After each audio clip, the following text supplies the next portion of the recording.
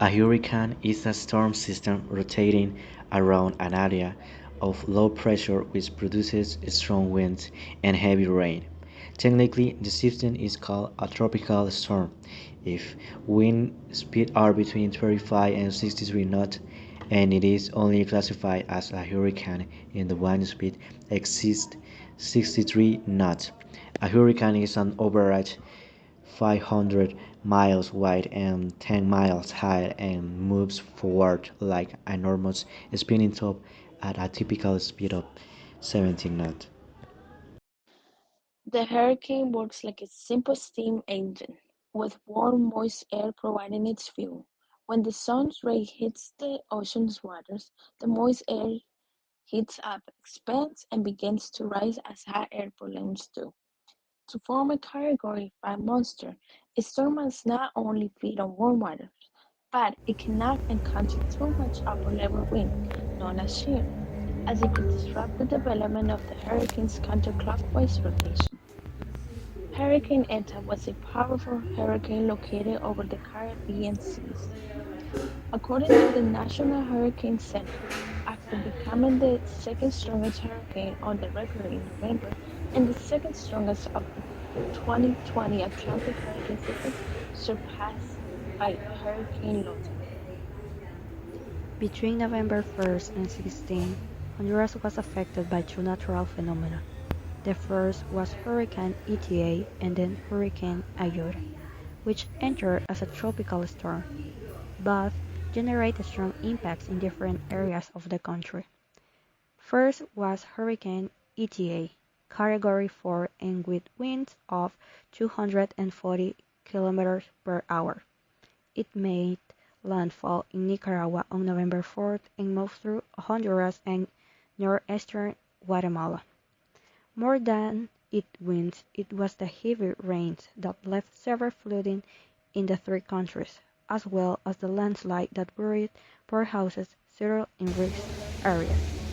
Then came Iota, the most powerful hurricane of the season, reaching Category 5 and up to 260 km per hour, which hit the three countries again when they were just trying to recover from the first one. The most affected areas: the North Atlantic Department of Atlantic, Cortez, Santa Barbara, and Yoro, to the brunt of the known damage and collectively account for just over 2 million affected people, more than two-thirds of COPECO's national counts on November. Cortez, home to Honduras' second-largest city and the country in usual, and this is linked to the sudden decrease in food access and availability, labor loss of productive assets of crops, damage in production areas, supply and depletion of food reserves. Hurricane Iota caused further flooding and wind damage, affecting communities already vulnerable after Eta, further aggravating humanitarian needs and food insecurity. The livelihoods of the rural population are devastated, and the situation threatens the most vulnerable population groups, who face greater constraints in accessing food and will experience a rapid deterioration in their food security and nutrition, forcing them to adopt negative coping strategies. The impact of the hurricanes was so severe that it made many people forget, at least for a moment, about the pandemic that had changed the world. A report by the United Nations Economic Commission for Latin America and the Caribbean (ECLAC) revealed that storms Eta and Iota in Honduras had an impact of 45,676 million lempiras. The private sector is the most affected with more than 36,210 million lempiras. The public sector suffers the effects of 9,458 million lempiras.